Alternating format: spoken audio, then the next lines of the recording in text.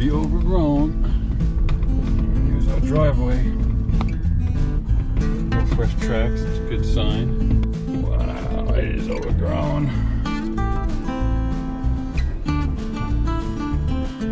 Well, there's no place like home.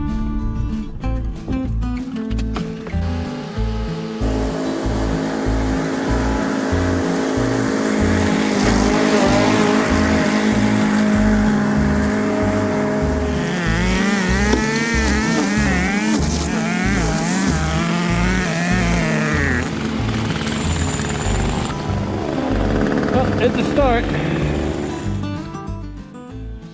Good morning, everybody. It's 7:30 on a Monday morning. We're in the Great Northern Catskills at my camp. This is the first time in 4 months that I've been able to wake up here since the you know what. But I'm back out in the woods. I got here yesterday in the early afternoon, and I spent the better part of the day with the lawnmower and the weed whacker, and I trimmed everything. I'm standing in the doorway of my Airstream travel trailer, Twinkie, and I gave you a bit of a tease a few months ago when I was here last in January, and I've had a lot of requests for a tour. So come on in, have a look around. Okay, when you first enter the Airstream, on the right would be the front gaucho, which I've replaced with a memory foam mattress. It's more comfortable and a lot less expensive than the Airstream replacement. It can be gotten on Vintage Trailer Supply, but you know, it's $500–600 to get that mattress. It's a custom job to make it. I've had it priced out with some local upholsterers and stuff. It's very pricey, so this is a very inexpensive memory foam mattress, and it works great. Now the street side gaucho I replaced with a memory foam mattress. This is just a twin. It's a little bit smaller, so it keeps the room open in the trailer towards the head. This is where I usually like to sleep, in the north-south configuration. Okay. As far as storage, I know it's a bit dark over here. I'm trying to get away from the window light. I've got a cupboard for storage. I keep my ammo, headlights, batteries, my personal effects while I'm here, my keys, my wallet, flashlights, all that kind of stuff. I have all my lanterns up above in this cabinet. And I've got a full wardrobe, top to bottom. I have my that white package way down in there. That's the awning, the rope and pole awning that I have for the front of the RV. I rarely put that up, only when I have company. Let's do the kitchen, the galley. It starts with a Dometic refrigerator that is still perfectly functional. Empty. It's got a little freezer up top. It's propane and electric. The control panel and storage cupboard next to it is where I keep my little DC powered 12-volt fan. The control panel here. I don't know if the panel light works anymore. This is where you turn the water pump on. You get water levels, holding tank levels. You have one plug here that only works when you're hooked up to power supply.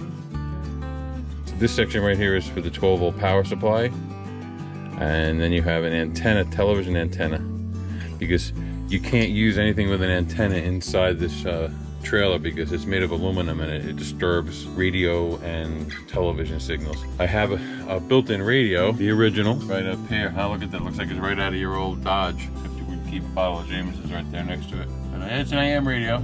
It works great, as a matter of fact. Listen to the local AM station, get my weather reports. Okay, now to the far end of the trailer is the head. It's got a full bathtub, well, a half bathtub I suppose you call it. It'd be good for bathing children, I suppose. And a shower. The shower head's right here under this towel, which I have hanging here. That's a nice new porcelain throne that I purchased as soon as I bought this. It's much better than the old plastic one that was in here. And See a nice big window out back, lots of ventilation, nice little sink. Underneath the sink is the converters and the electrical equipment, all the usual things that you'd find in a bathroom, first aid and painkillers and hygiene. Here's our little mirror. It's got a little light. I won't blind the camera with it. I've switched all of the incandescent light bulbs in the trailer with LEDs. Very efficient. Now this is a fully functional bathroom. The toilet works, the shower works. It's got a black tank, and I have a gray water tank that's outside of Blue Belly, that's underneath.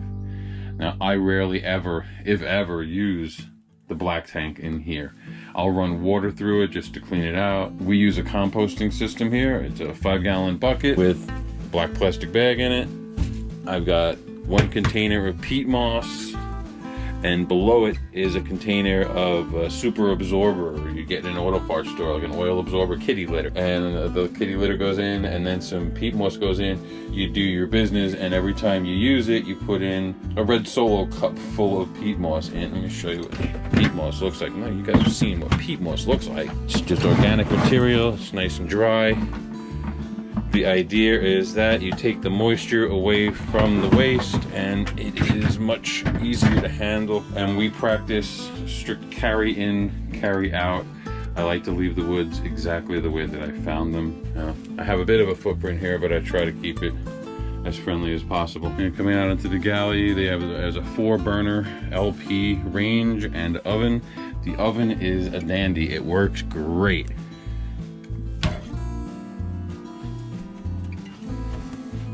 Of course, a nice large sink. If there's a problem, there's a little bit of headroom here. If you notice, I'm keeping all my cabinets open, and there's a lot of reasons for that. When they're down, there are some sharp edges that I worry about that are down here, and you're always opening and closing darn things. You're always in the way, so I get a little bit more room here. If I was a taller person, I probably wouldn't be able to get away with this. These little sharp edges would be getting me, but I'm a relatively normal size, so I fit in here just perfectly. This trailer is almost like it was designed for me. It was built less than a month before the day of my birth in 1967. It's 1968 travel trailer. It was built in August of 1967. I was born in September. It sat behind a house in Oregon most of its life. I've been told it was used in the film industry as a guest star dressing room. Certainly not the Stars dressing room. They would have gotten the 31-foot ambassador. This would have been for the comic relief guy, I guess, or you know, whatever. It's fine with me. I kind of like that, as a matter of fact. So it's in very good shape.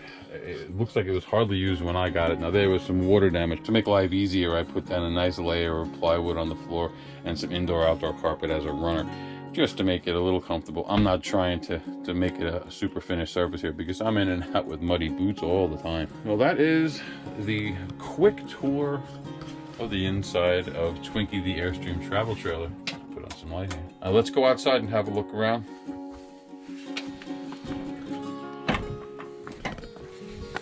All right, the screen door kind of works like this. When you close it, and that's what seals up the door once it's closed. So if you need to get in, you know, hand something to somebody, it would be easy. And if you close the door, it opens up. The handle has space to close. It's a pretty neat little design. There's a little hold back over here that holds the door open. Trust me, you want to use this when it's even remotely windy out. It'll hold the door. You don't want this thing slamming, it'll throw it out of line. This hinge is mucho expensimundo.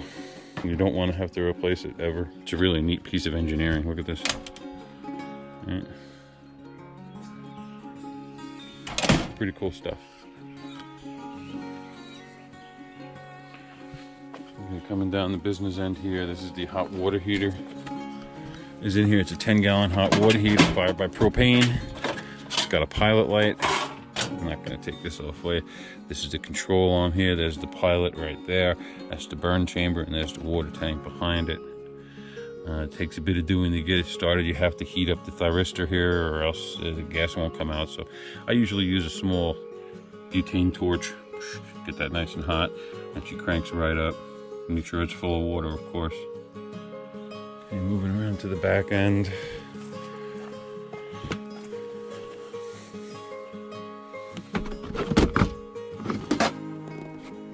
Okay. Of course, I got a big deep cell marine quality battery in there that I've had for years. I've had it ever since Superstorm Sandy. What's that make it? About 8 or 9 years old now. It's a good battery. Let's see. These are the drain lines when you want to empty out the hot water and cold water systems, and you've got a fill for the black tank right behind the battery as well. Okay, that's what's in there. I'm not going to open up the side storage bin, but that's all this is. This is the space that's underneath the curbside gaucho or the mattress you keep your weight distribution system in there, more than likely. I have the original weight distribution system. Now up to the front, I haven't done my full spring cleanup yet. Time for a new mop. There's the funnel, blown up by the wind. Okay. Water fill is right here. You can just bucket water in or hose it in. I go to the spring at the end of the valley and I'll bring back water tanks. The propane tanks, I have at home the original 30-gallon propane, the silver ones that's about this tall. It's just ridiculous to you can't use them anymore. The valves are antique. I didn't want to get rid of them, so I held on to them, and I use these exchange ones. Every place around here has a propane exchange, from a simple gas station to convenience store, supermarkets. They all do propane exchanges. All right, and that's the front of the Airstream. Give you a bit of a wider shot.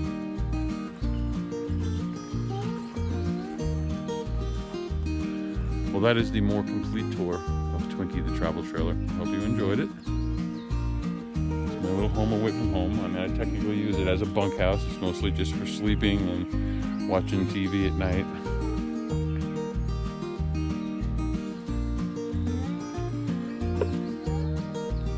We got the whole driveway cleared yesterday and a path down to the pond.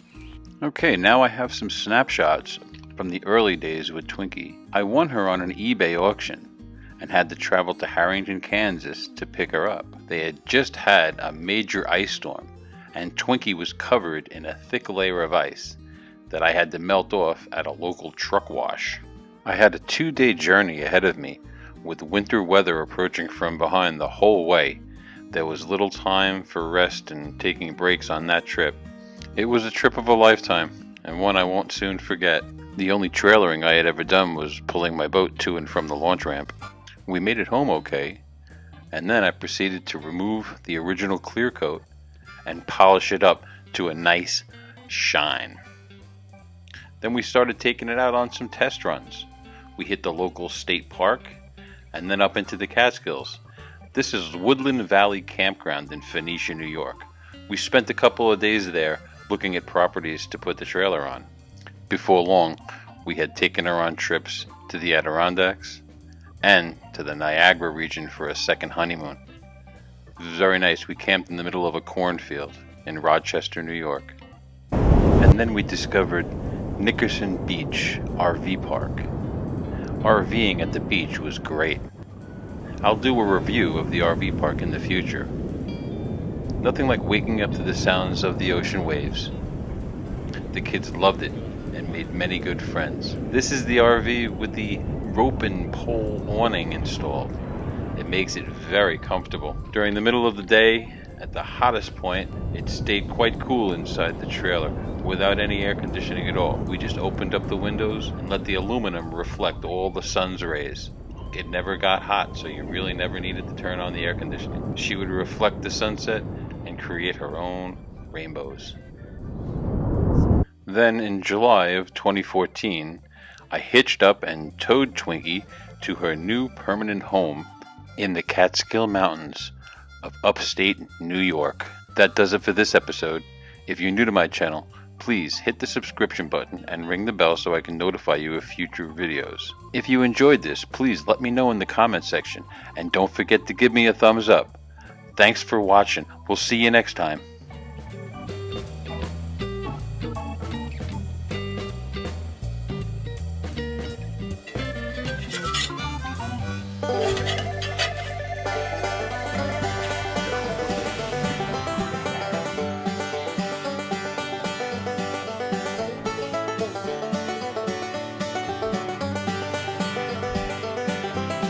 Ready for breakfast.